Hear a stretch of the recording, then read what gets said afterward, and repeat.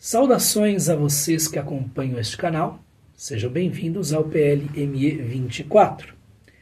Dando prosseguimento à nossa série, falaremos hoje da entrada de número 32, ou capítulo de número 32, como sempre fazendo uso da tradução de Aldo Dinucci e Alfredo Julian.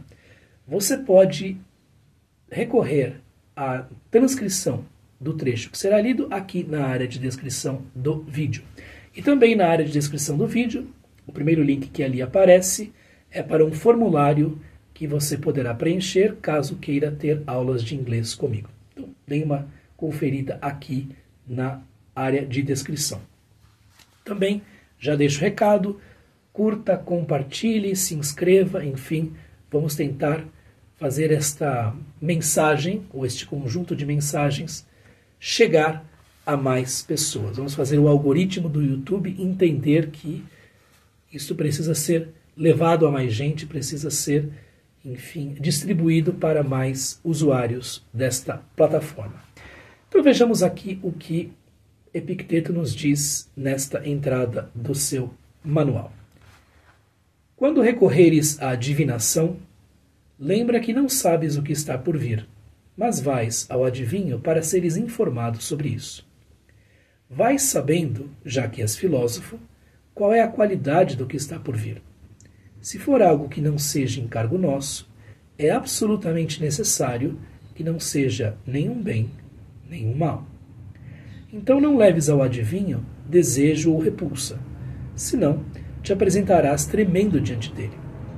Mas discernindo que tudo o que vier é indiferente, e nada, seja o que for, se refere a ti, pois poderás fazer bom uso do acontecimento, e isso ninguém te impedirá, vai confiante aos deuses, vendo-os como teus conselheiros.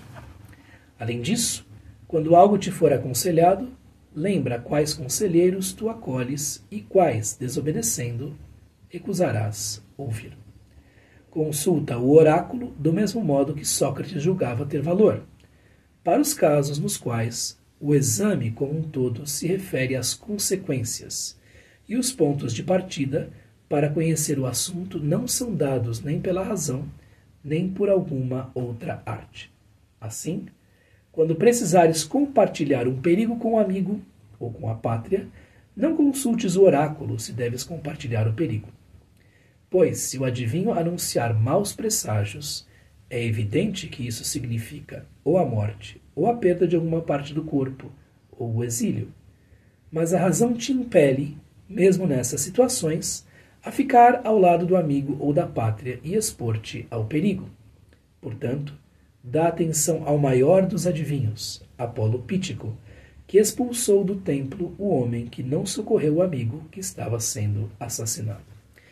Muito bem, talvez soe um pouco estranho ou surpreendente que Epicteto, recomendasse a ida a adivinhos, a ida a, pessoas que seriam responsáveis por oráculos. O fato é que os estoicos, de maneira geral, aceitavam a religião que, então existia, o politeísmo greco-romano, coloquemos assim, mas os estoicos reinterpretavam esta religião segundo os seus próprios princípios. Então, eles não duvidam da ação dos deuses, porém, acham necessário que esta ação dos deuses seja compreendida não em contradição com os princípios que eles, veiculavam e nos quais eles acreditavam e pautavam suas vidas. Então vejamos como se dá isto propriamente aqui. Quando recorreres à adivinação, quando fores a um adivinho, a um oráculo, a um profeta, algo assim, lembra que não sabes o que está por vir. Se soubesse, não precisaria deste adivinho. Mas vais ao adivinho para seres informado sobre isso. Algo bastante lógico e evidente. Vais sabendo, já que és filósofo, qual é a qualidade do que está por vir. Não importando o conteúdo da mensagem que será revelado, o conteúdo destas revelações feitas por meio de arte divinatória ou por meio de clarividência, qualquer coisa assim, já entenda desde o início, visto que você é filósofo, que você recebeu esses princípios e vem tentando viver de acordo com eles, que se for algo que não seja encargo nosso, algo que está fora do nosso campo de controle, é absolutamente necessário, decorre da lógica própria da filosofia que você professa, que não seja nenhum bem, nenhum mal. Então veja, as pessoas vão aos adivinhos, vão aos oráculos, consultam-se com clarividentes, etc. Eu estou aqui discutindo se isto existe ou não, se é moral ou não, mas vão a esses indivíduos ou recorrem a essas instâncias e recebem notícias, recebem informações.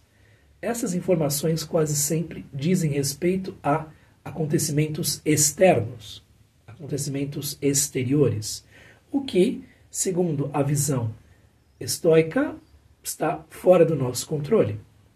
Então, todas essas informações que serão recebidas por meio deste canal acabam para um estoico caindo na categoria dos indiferentes. Então pode-se dizer, haverá um casamento na sua família, haverá morte na sua família, uma grande desgraça se abaterá sobre as pessoas que você ama, ou uma grande dita, uma grande felicidade será, enfim, será o presente para as pessoas que você ama. Tudo isso para estoicos como Epicteto está além do nosso controle, são coisas que caem na categoria dos indiferentes. Então não leves ao adivinho desejo ou repulsa, não vá desejando escutar determinada informação ou tendo aversão, repulsa a outra informação. Né? Puxa, que ele não diga isso, ou que ele diga tal coisa. Senão te apresentarás tremendo diante dele, que não é algo recomendável. Mas discernindo que tudo o que vier é indiferente, aqui o que nós vínhamos comentando, e nada, seja o que for, se refere a ti, porque são coisas para fora do nosso controle, né? Uk eth remin, que não são encargos nossos, pois poderás fazer bom uso do acontecimento, e isso ninguém te impedirá. Vai confiante aos deuses, vendo-os como os teus conselheiros. Então, com qual espírito você deve aparecer diante de alguém que supostamente é tomado por um espírito de revelação divina, alguém que seja capaz de canalizar essas informações, né? Vá diante desta pessoa, ou vá a esse templo, sabendo que quaisquer que sejam as revelações do que está por vir, você, enquanto filósofo, tem capacidade de transformar quaisquer coisas em boa fortuna para si próprio. Você pode tirar vantagem aqui não num sentido vulgar e tosco, né, mas tirar vantagem filosoficamente falando de quaisquer acontecimentos que venham a bater à sua porta. Né? Então, e isso ninguém te impedirá. Então, temos aqui mais uma vez aquela dicotomia do controle, ou aquele teorema ontológico que já aparece lá desde o início do manual, sendo reaplicado, né? Sendo mais uma vez mostrado por um outro ângulo. E sim, vá diante dos deuses confiante. Então, se os deuses lhe revelam uma informação X e você é capaz de tirar bom proveito dessa informação, ainda que ela não diga totalmente respeito às coisas que você pode controlar, há algo de bom conselho aí, há uma predileção que os deuses revelam nesta escolha por darem esta informação para você. Então estão sendo bons conselheiros. Então vá diante dos deuses como se vai diante de um bom conselheiro. Além disso, quando algo te for aconselhado, lembra quais conselheiros tu acolhes e quais, desobedecendo, recusarás ouvir. quem são esses conselheiros, enfim, de que espécie é o conselho. Não acolha de maneira acrítica aquilo que esses canais podem trazer de informação. Consulta o oráculo do mesmo modo que Sócrates julgava ter valor. Muito bem, conhece-se a história da consulta que Sócrates fez ao oráculo de Delfos, né? Quando ele perguntou, enfim, quem era mais sábio do que ele, e o oráculo disse: não há, Sócrates, pessoa mais sábia que você em Atenas. E assim ele entrou numa busca, indo atrás de pessoas que fossem mais sábias do que ele, né? Então, quando a coisa é obscura, de acordo com Sócrates e pessoas que enfim, concordavam com ele, ir a um oráculo poderia dar bons resultados. Então, consulta o oráculo do mesmo modo que Sócrates julgava ter valor, para os casos nos quais o exame como um todo se refere às consequências, e os pontos de partida para conhecer o assunto não são dados nem pela razão nem por alguma outra arte, isto é, entendo eu, quando houver uma obscuridade em torno de um assunto. Então, quando as coisas não estiverem claras, ou quando as coisas se afigurarem um tanto irracionais. Nestes casos, Sócrates seria desta opinião, e Epicteto o acompanha. Buscar um oráculo talvez fosse a melhor opção. Assim, quando precisares compartilhar um perigo com um amigo ou com a pátria, não consultes o oráculo se deves compartilhar o perigo. Muito bem, e há casos em que não é necessário nem mesmo consultar o oráculo, porque você sabe o que deve ser feito ou não. Então, se você está sabendo da informação de que a sua cidade será atacada pelo inimigo, e você não avisa aqueles que lhe são próximos para que eles se salvem, né? Você está incorrendo numa injustiça, numa péssima ação. Não é necessário ir a um oráculo para saber o que você deve fazer. Então, há casos demasiado claros, que não são esses em que existe obscuridade, e você nem precisa ir ao oráculo para decidir qual o melhor curso da sua ação. Pois se o adivinho anunciar maus presságios, coisas ruins, o que pode acontecer, é evidente que isso significa coisas mais difíceis, né? Ou a morte, ou a perda de alguma parte do corpo, ou o exílio. Coisas muito difíceis e virtualidades bastante palpáveis daquela vida que se tinha tanto na Grécia Antiga quanto no Império Romano. Mas a razão te impele, te empurra, mesmo nessas situações, a ficar ao lado do amigo ou da pátria e expor-te ao perigo. Quer dizer, receber um mau presságio, isso quer dizer que você deve fugir, isso quer dizer que você deve deixar suas amizades, deixar de agir bem com os outros. Justamente o contrário. Este mau presságio serve para preparar você para ser capaz de fazer face de maneira mais corajosa ou, enfim, mais firme diante deste monte de perigos. Então, se por um acaso você foi agraciado com revelações acerca do seu futuro, saiba que essas revelações lhe dão responsabilidades. Porque se você sabe o que vai acontecer, é necessário que haja da melhor maneira possível para que esta ação, enfim, este acontecimento, seja o melhor ou o menos pior para todos. Okay? É uma responsabilidade. Né?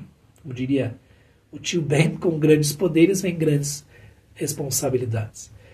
Portanto, dá atenção ao maior dos adivinhos, Apolo Pítico, que expulsou do templo o homem que não socorreu o amigo que estava sendo assassinado.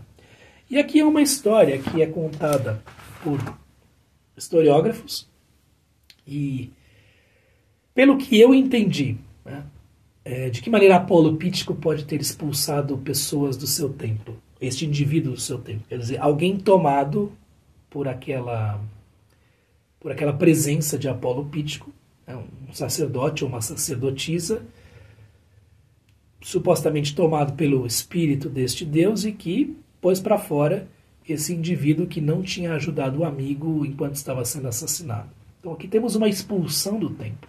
Interessante, né? Porque no cristianismo há um lance da vida de Jesus, no qual Jesus expulsa os vendilhões do templo, pessoas que praticavam comércio dentro do templo, que deveria ser um local sagrado. Então,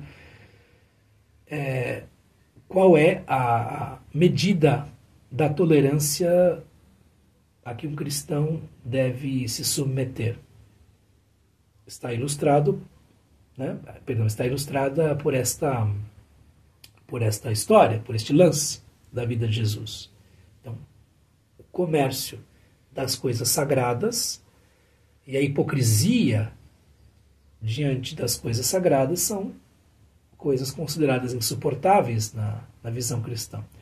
Aqui nós não temos a visão cristã, nós temos uma visão do politeísmo grego, mas há uma expulsão do templo, e esta expulsão do templo se dá quando alguém, em nome de Apolo Pítico, ou tomado por aquela energia que se identificava como o Apolo do templo, põe para fora um indivíduo julgado como indigno, um indivíduo que praticou uma indignidade, um indivíduo que não ajudou um amigo seu e permitiu que ele morresse assassinado. Então aqui, aqueles que vão buscar o oráculo, mas que não fazem a sua parte, enquanto pessoas decentes, enfim, não são dignos nem mesmo de pisar o chão do templo de Apolo. Então, imite os deuses, diria Epicteto, e por aí você já vai saber qual é o melhor curso de ação a tomar. Muito bem, esta foi a discussão e o comentário em torno desta entrada do Manual de Epicteto, entrada de número 32. Lembra você que, se você gostou do vídeo, pode dar um like, pode compartilhar, pode se inscrever no canal. E, caso queira ter aulas de inglês comigo, há um link aqui embaixo, preencha o formulário e eu entrarei em contato com você muito em breve. É isto por hoje. Muito obrigado pela atenção, um abraço e até mais. Tchau, tchau.